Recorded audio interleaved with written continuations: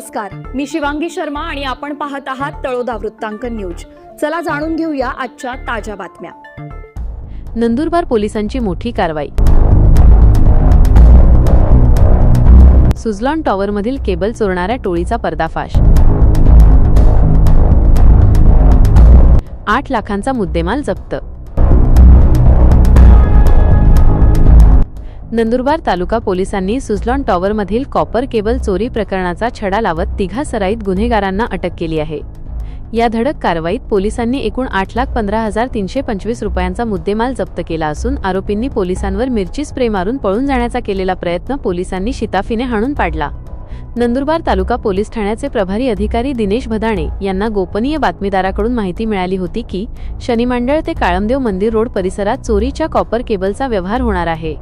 या माहितीची दखल घेत जिल्हा पोलीस अधीक्षक श्रवण दत्त एस यांच्या मार्गदर्शनाखाली पोलिसांनी परिसरात सापळा रचला। रात्रीच्या सुमारास काळमदेव फाट्याकडून येणारे मारुती सुझुकी मालवाहू वाहन MH18BZ 3137 पोलिसांनी अडवले। त्यात 467 किलो कॉपर केबल आणि वजन काटा सापडला। यातील आरोपी शकील खाटिक आणि युनुस फकीर यांनी हा माल मेहबूब पिंजारी याचा असल्याचे सांगितले। काही वेळातच मेहबूब पिंजारी हा टाटा कंपनीच्या वाहनाने MH04 FA1852 तिथे पोहोचला। पोलिसांनी त्याला थांबवण्याचा इशारा केला असता त्याने वाहन न थांबवता थेट पोलीस पथकाच्या अंगावर घालण्याचा प्रयत्न केला। इतकेच नव्हे तर अटकेपासून वाचण्यासाठी त्याने पोलिसांवर मिरची स्प्रेचा वापर केला। मात्र पोलिसांनी जीवाची पर्वा न करता त्याला जागीच झडप घालून ताब्यात घेतले।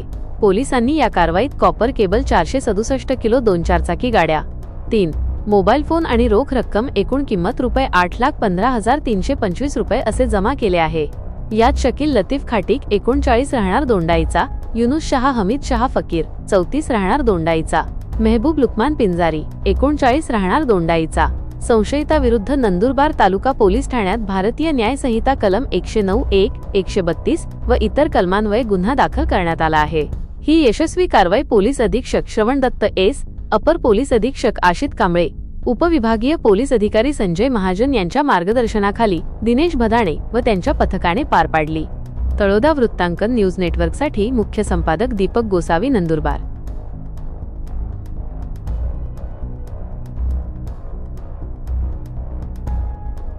आजसाठी इतकेच। अशाच ताज्या आणि महत्त्वाच्या बातम्या पाहण्यासाठी आमच्या चॅनलला सबस्क्राइब करा। धन्यवाद।